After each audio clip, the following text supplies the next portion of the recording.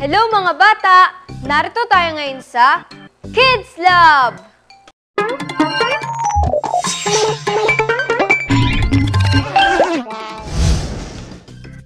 Sa linggong ito, muli tayong mag-aaral ng tungkol sa ating body organ. Ang ilan sa mahalagang organ natin ay ang ENT, ear, nose, at throat. Alam nyo ba na ngayong December 3 hanggang December 9 ay Ear, Nose, Throat Consciousness Week? Kaya naman tungkol dyan ang pag-aaralan natin ngayon. Umpisahan natin sa ating tenga. Ito ang ilang mga impormasyon tungkol dito. Ang ating tenga ang ginagamit natin para makarinig ng mga tunog.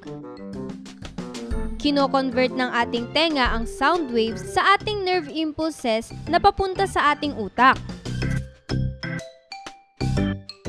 Ang ating tenga ang kumukuha ng tunog pero ang utak natin ang nagtatrabaho para malaman ng tunog na narinig. May ilang bahagi ng ating tenga na hindi natin nakikita sa labas. Ang gitnang bahagi sa likod ng ating eardrum ay ang nagpapalakas ng sound pressure. Dito din makikita ang eustachian tube na tumutulong para magpantay ang pressure at matanggal ang mucus na nire-release ng ating glands.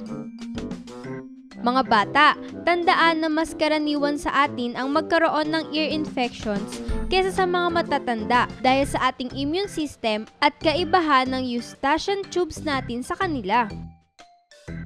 Cochlea. Ito ay isang spiral-shaped hearing organ na makikita sa ating inner ear. Dito din makikita ang vestibule at semicircular canals na nakatutulong sa ating pagbalanse. Mula sa air, nagiging liquid ang sound waves sa inner ear. Ito din ay may maliliit na buhok na nagre-react sa sound waves. Anumang abnormality sa loob ng ating tenga ay maaaring magdulot ng pagkabingi. Ang skin gland sa loob ng ating tenga ang nagpo-produce ng earwax na tumutulong naman sa pagprotekta ng ating tenga sa pamamagitan ng pagtatanggal ng dumi at alikabok. Ang sobrang earwax ay maaaring makaapekto sa ating pandinig lalo na kung ito ay naitutulak papunta sa ating eardrum.